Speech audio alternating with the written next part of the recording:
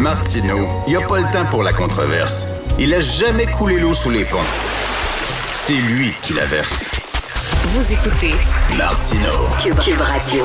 Alors, beaucoup de gens, lorsqu'ils ont vu que le Time Magazine avait choisi Taylor Swift comme personnalité de l'année, se sont dit, ben non, c'est les créateurs de ChatGPT qui auraient dû être personnalité de l'année. Il a tellement changé notre vie quand même en très peu de temps. Et on va en parler avec Alain McKenna, l'excellent journaliste technologie au Devoir, que je lis religieusement, un auteur, un blogueur québécois spécialisé en sciences, en technologie. Salut Alain. Bonjour Richard. Écoute, tu as écrit un très bon texte, Joyeux anniversaire ChatGPT. Tu rappelles que c'est le 30 novembre 2022 qu'une jeune entreprise, OpenAI, mis en ligne cet outil-là. Et tu écris, rarement aura-t-on vu une nouvelle technologie adoptée aussi rapidement, de façon aussi généralisée. Et c'est vrai que très rapidement, c'est devenu dans nos vies, c'est rentré dans nos vies. C'est arrivé vite et c'est arrivé de tous les angles, en fait, parce que souvent, une nouvelle technologie, un nouveau gadget, quelque chose de nouveau, en fait, arrive et ça affecte le monde du travail, le monde de l'éducation, différents facteurs, mais seulement un de la gang. Et là, vraiment, c'est arrivé de partout. Le ChatGPT est arrivé et ça a incarné un changement qui s'est fait sentir partout, au niveau des affaires, au niveau de la gestion des ressources humaines, au niveau de la santé, au niveau de plein d'affaires. On s'est dit, tout d'un coup, on peut faire des choses avec cet outil-là qui sont transformateurs et ça a transformé des façons de penser. Ça ne veut pas dire que du jour au lendemain, on a adopté l'intelligence artificielle partout dans le monde, mais ça a créé un potentiel de transformation et c'est ce qu'on a entendu. En tout cas, j'en ai entendu parler au cours de toute l'année.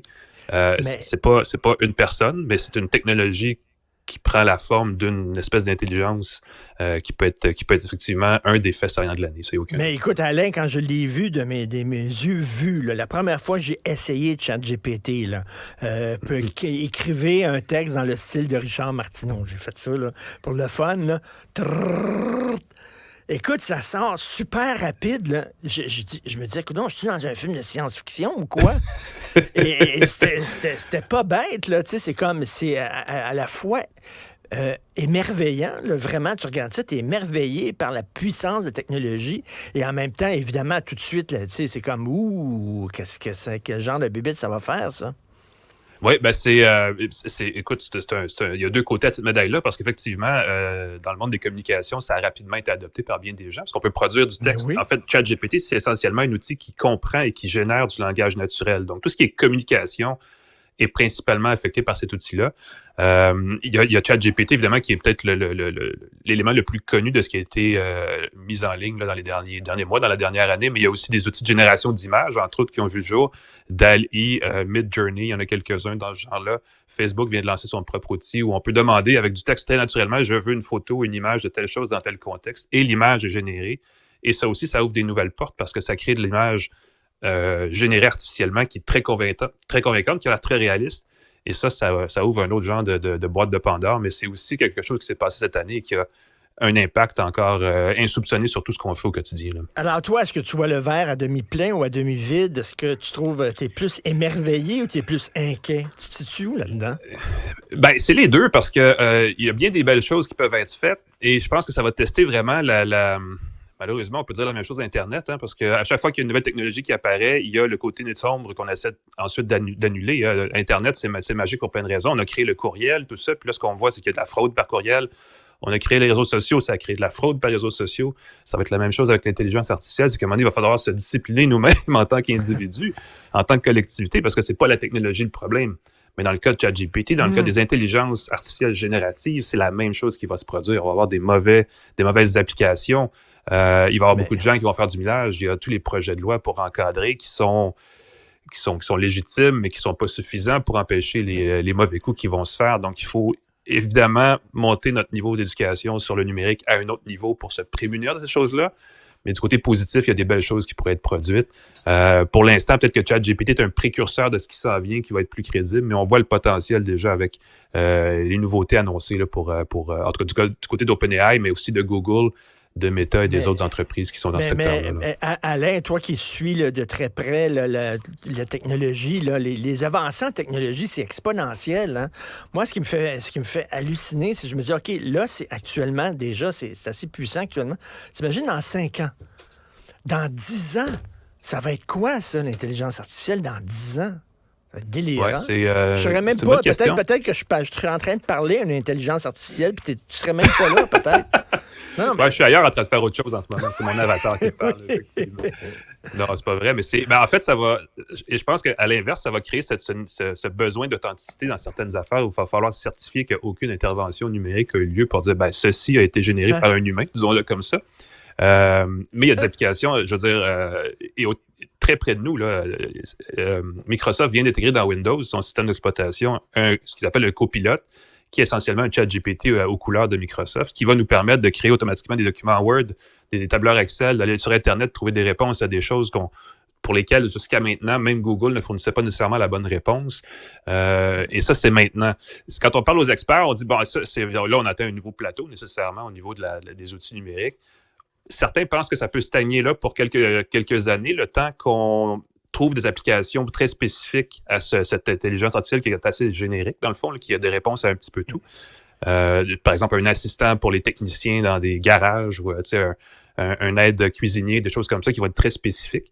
Mais d'autres pensent aussi que la prochaine évolution, parce que pour l'instant, ces outils-là, c'est des outils statistiques. ChatGPT ne fait pas de mathématiques en principe. C'est ça, on oublie souvent cette partie-là de l'affaire, mais si on lui demande une formule mathématique, des fois, il va donner la mauvaise réponse parce que c'est pas un outil de calcul, c'est un outil de statistique. Donc, c'est une réponse probabiliste qu'elle va nous donner en disant ça doit donner ce chiffre-là, mais des fois, elle se trompe. Alors que la prochaine étape, ça va être de combiner cette intelligence artificielle-là, statistique, ChatGPT, à un outil qui est bon en maths.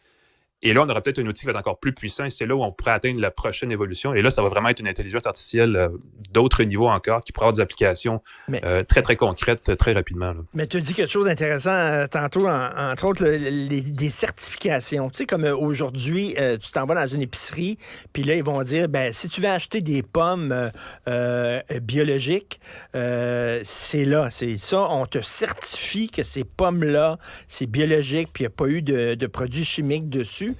Est-ce que, je sais pas, on invente, là, on parle, est-ce qu'on va pouvoir avoir des journaux, des médias qui vont être certifiés 100% humains?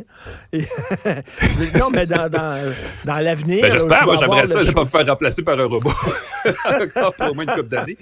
Mais il va falloir que, oui, puis il va y avoir une traçabilité de certains systèmes d'intelligence artificielle, c'est-à-dire que ce que Google, par exemple, parce que c'est une entreprise cotée en bourse qui a nécessairement qui doit se rapporter à des gens et qui a une certaine responsabilité, devra certifier que ce qu'elle produit comme outil, on peut savoir que ce sont ces outils qui sont utilisés à des fins strictement légitimes. Mais il y a toujours des gens, des petits malicieux, des petits coquins qui vont vouloir utiliser ces choses-là.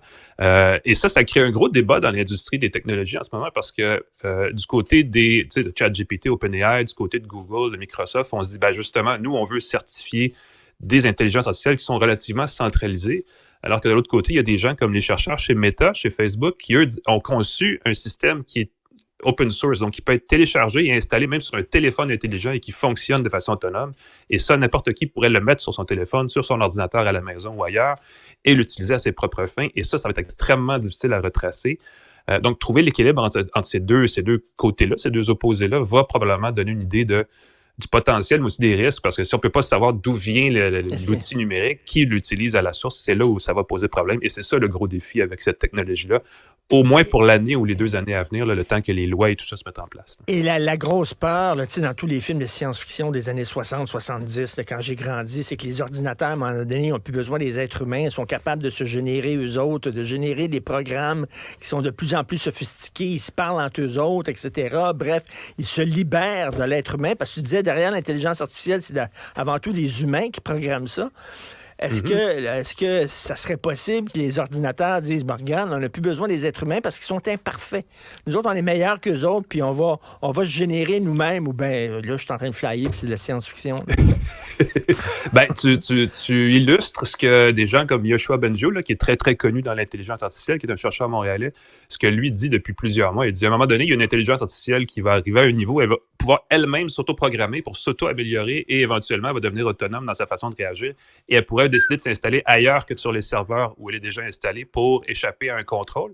Ça peut être très banal parce que ça peut être une intelligence artificielle qui fait que créer des sites web, peu importe ce qu'elle va faire. Mais ça crée ce doute sur est-ce qu'on va perdre le contrôle de la technologie éventuellement. C'est sûr que est-ce qu'elle va menacer ce qu'on fait au quotidien ou même l'humanité? Ça, c'est des scénarios plus de science-fiction, mais est-ce qu'il peut y avoir des applications malicieuses qui en découlent? Ça, c'est pas mal plus crédible d'imaginer que ça se pourrait, parce que déjà, on le voit avec plein d'autres technologies, plein d'autres applications numériques, et ça soulève toujours cette question-là de quand est-ce qu'on arrête ce développement de ces technologies-là? Là? Écoute, ça m'est arrivé dans les médias sociaux de relayer des nouvelles. J'avais pas pris le temps de vérifier. Puis finalement, en disant, regardez, c'est une photo qui a été prise, je sais pas, en Iran, puis tout ça. Puis tu te rends compte finalement que non, c'est pas ça. Je me suis fait avoir, blablabla. Ça, c'est mon erreur à moi. On veut être vite des fois, puis tout ça. Mais écoute, avec l'intelligence artificielle où je vais avoir je sais pas, moi, une personnalité en train de baiser un enfant, là, puis ça a l'air vrai, là. Comment on va pouvoir savoir qu'est-ce qui est vrai, qu'est-ce qui est faux? Tu sais, on dit, on est maintenant de plus en plus dans la post-vérité, dans la post-réalité. Mais ça va être de plus en plus difficile de savoir ce qui est vrai, ce qui est faux. Ben, l'exemple que tu donnes là, ça existe déjà. On peut déjà, et ça, c'est un sérieux problème. Il y a déjà des sites web où on peut envoyer des photos de gens et il va se créer du contenu pornographique basé sur cette image-là. Et ça illustre, en fait, et c'est un problème à peut-être un autre niveau, mais la lenteur qu'on a à réagir à ces choses-là. On a plusieurs cas, on a de l'expérience collectivement dans des situations où une nouvelle technologie arrive et ça crée un paquet de nouveaux problèmes. L'Internet, c'est un bel exemple, les réseaux sociaux. Et on a toujours tardé à réagir et de plus en plus, il faut apprendre à réagir vite et on tarde encore à le faire. Il y a un projet de loi au Canada depuis 2 ans qui vivote et qui est encore en relecture et encore en relecture et on ne l'aura pas avant 2 ans alors qu'il aurait fallu l'adopter l'année passée. C'est là-dessus qu'il va falloir travailler si on veut éviter ce genre de dérapage-là, parce que c'est sûr que ça s'en vient. Et ça, c'est un cas assez extrême, là, les fausses images et tout ça, mais on peut déjà utiliser des outils pour transformer sa voix, reprendre la voix de quelqu'un d'autre et faire des appels frauduleux pour virer de l'argent. Il y a des compagnies, des pirates qui font ça pour la fraude bancaire, entre autres. Écoute, j'ai vu l'application Nudify, où tu photographies quelqu'un et là, ils vont comme tout analyser ses mensurations, tout ça, puis ils vont te montrer une photo d'elle tout nue, de cette personne-là tout nue. Et écoute, qui est disponible sur Internet. La bonne nouvelle pour toi et pour nous, c'est qu'on va avoir de plus en plus besoin de chroniqueurs comme toi qui suit les nouvelles technologies pour savoir ce qui se passe, parce que ça va changer de façon tellement rapide. Écoute, je te souhaite un joyeux temps des fêtes, puis on va se reparler, j'espère, en 2024. Amuse-toi bien, repose-toi bien. Merci, Alain Mécana, du Devoir. Fête à toi aussi. Salut tout le monde.